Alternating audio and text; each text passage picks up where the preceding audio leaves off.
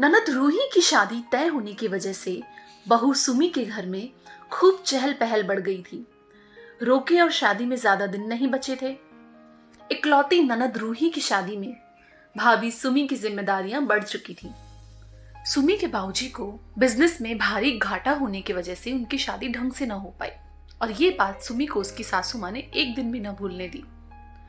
ऐसे तो पति शेखर उसके साथ ही रहा, पर जब भी इस बात पर उसे ताने सुनाए गए तो वो उसके साथ न रहा। धूमधाम से की जाने वाली शादी के सपने आखिर उसने भी तो देखे थे।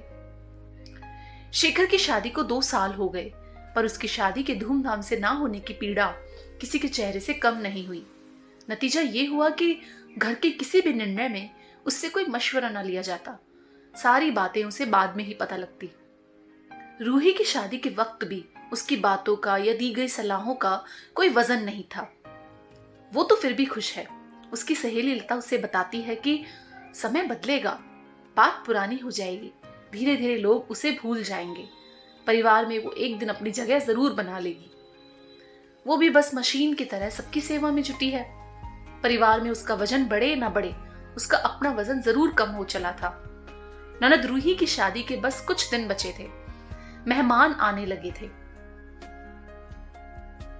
अम्मा, वो भाभी का बाजूबंद है ना, वैसा मुझे भी बनवा दो, या भाभी को बोलो कि अपना वाला मुझे दे दे, मुझे ठीक वैसा अपने लिए भी चाहिए।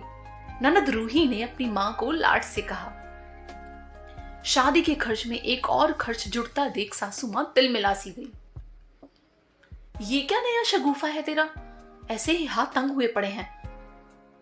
बोलते हुए लाडली बेटी की तरफ मुड़ी तो उसका मुरझाया हुआ चेहरा उनसे देखा न गया। फिर उन्होंने अपनी बहू की तरफ देखा। ससुर और पति की निगाहें भी उसकी ओर मुड़ी।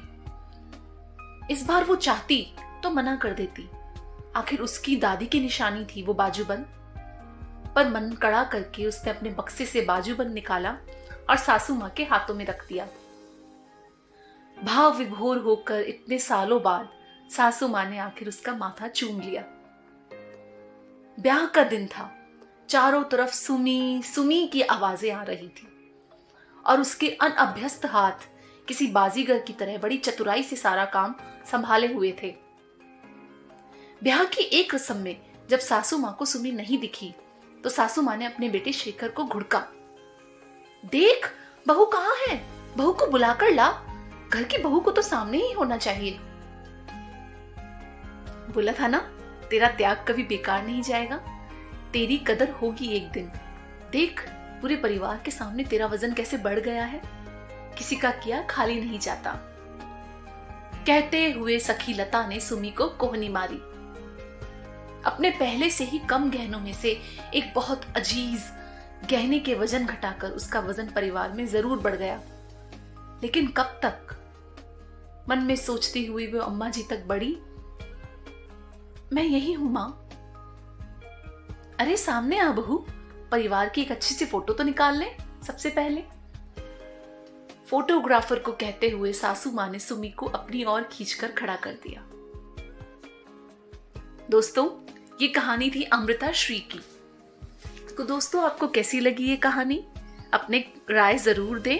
कहानी को लाइक और कमेंट करना ना भूलें और हाँ, चैनल को भी सब्सक्राइब जरूर करें। एक बार फिर हाजिर होंगे एक नई कहानी के साथ। तब तक के लिए धन्यवाद।